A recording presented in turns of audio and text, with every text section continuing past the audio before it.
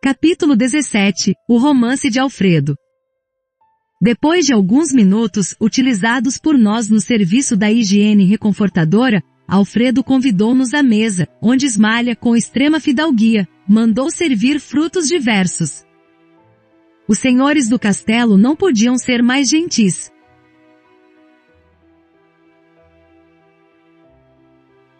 Servidores iam e vinham, com grande júbilo a lhes transparecer do rosto. A palestra de Alfredo e as observações de Ismalha estavam cheias de notas interessantes e educativas. E qual a sua impressão dos serviços em geral? Perguntou Aniceto, atencioso, dirigindo-se ao dono da casa. Excelente quanto às oportunidades de realização que nos oferecem, respondeu Alfredo em tom significativo. Entretanto, não tenho o mesmo parecer quanto à situação em curso. As zonas a que servimos estão repletas de novidades dolorosas. O presente período humano é de conflitos devastadores e as vibrações contraditórias que nos atingem são de molde a enfraquecer qualquer ânimo menos decidido. Desencarnados e encarnados empenham-se em batalhas destruidoras. É uma lástima. Multiplica-se o número de necessitados que recorrem ao posto? Continuou indagando o nosso orientador. Enormemente. Nossa produção de alimentos e remédios tem sido integralmente absorvida pelos famintos e doentes. Tenho 500 cooperadores, mas nos sentimos presentemente incapazes de atender a todas as obrigações. As massas de sofredores são incontáveis. Noutro tempo, nossa paisagem se mantinha sem sombras, durante muitas semanas, mas...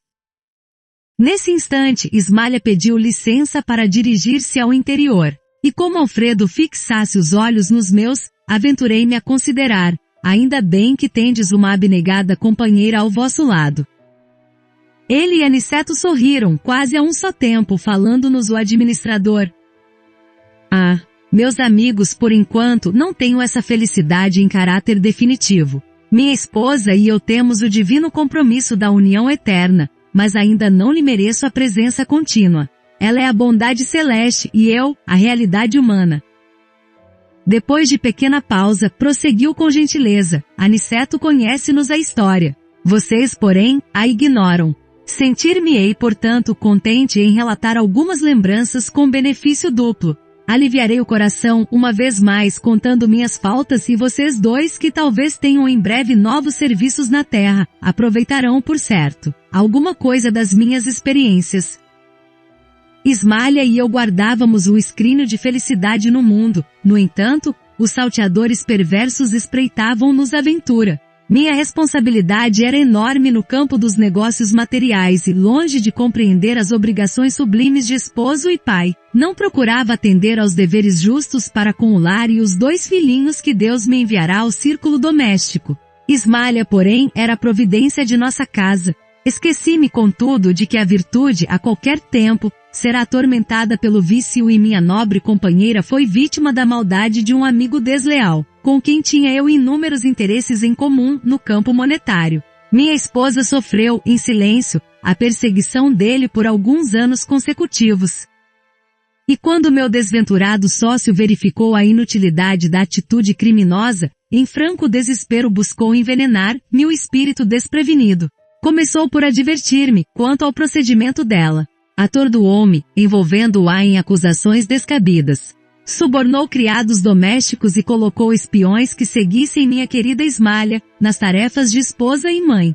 Esse homem exercia profunda influência sobre mim, e atendendo aos laços que nos uniam, minha companheira jamais se sentiu com bastante coragem para denunciá-lo. Enquanto dava ouvidos à calúnia, fora de meu círculo doméstico, tornara-me intolerável dentro dele. Não sabia contemplar minha esposa com a despreocupação e a confiança absoluta de outra época. Via o mal nos seus mínimos gestos e queria descobrir segundas intenções nas suas frases mais inocentes. Cheguei a acusá-la veladamente. Ismalha chorou e calou-se. Por fim, nosso infeliz perseguidor subornou um homem de baixa condição que permaneceu, certa noite, ao lado de nossos aposentos particulares como vulgar ladrão, às ocultas. Sendo eu convocado à prova máxima.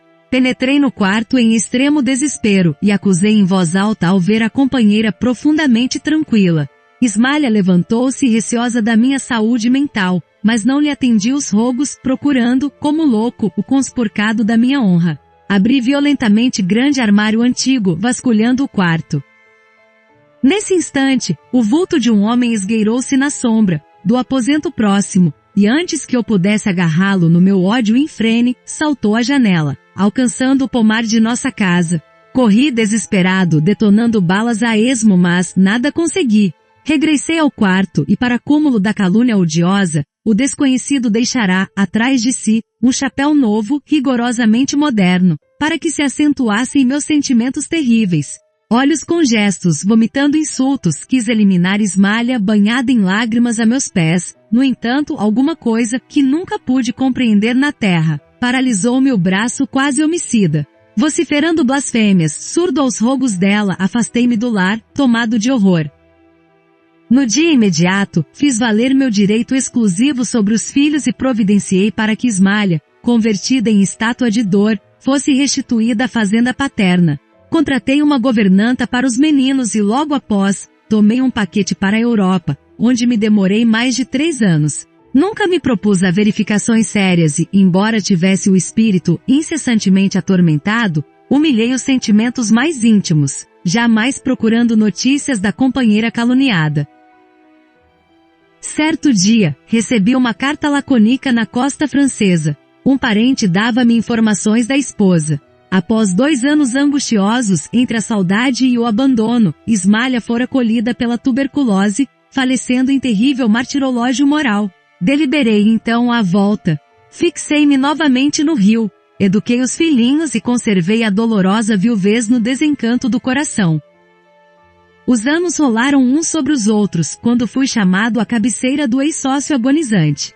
O infeliz, em face da morte, confessou o crime odioso, pedindo um perdão que infelizmente não pude conceder. Transformei-me desde então num louco irremediável. Cansado e envelhecido, procurei a propriedade rural dos sogros, tentando reparar, de alguma sorte, a injustiça. Mas a morte não me deu ensejo e voltei para a esfera dos desencarnados, em tristes condições espirituais. Nesse instante fez uma pausa para continuar comovido. Não preciso dizer que recebi de Ismalha todo o amparo de que necessitava. Todavia, infelizmente para mim, estávamos separados. Não merecia a bênção da união sublime. Ismalha segue-me de perto, mas tem residência num plano superior, que devo esforçar-me por alcançar. Desde muito dediquei-me aos serviços do nosso posto de socorro, consagrei-me aos ignorantes e sofredores, e minha santa Ismalha vem até aqui mensalmente, incentivar-me o bom ânimo e amparar-me nas lutas. Mas não poderia ela transferir-se definitivamente para aqui? Indagou Vicente, tão impressionado quanto eu com um romance comovedor. Alfredo sorriu e falou, sei que Ismalha tem trabalhado para isso, que seu ideal de união eterna é idêntico ao meu, atendendo à circunstância de estar o superior sempre em posição de dar ao inferior. Mas não ignoro que foi advertida por nossos maiores, sobre as minhas atuais necessidades de esforço e solidão. Preciso conhecer o preço da felicidade para não menosprezar de novo as bênçãos de Deus. Minha esposa deseja descer para encontrar-se definitivamente comigo, entretanto, é necessário que eu aprenda a subir e por este motivo, ainda não recebemos a devida permissão para o definitivo consórcio espiritual. Observando-nos a emoção, concluiu, estou resgatando crimes de precipitação. Pela impulsividade delituosa perdi minha paz, meu lar e minha devotada companheira. Conforme ouviram, não matei nem roubei a ninguém, mas envenenei-me a mim próprio. A calúnia é um monstro invisível, que ataca o homem através dos ouvidos invigilantes e dos olhos desprevenidos.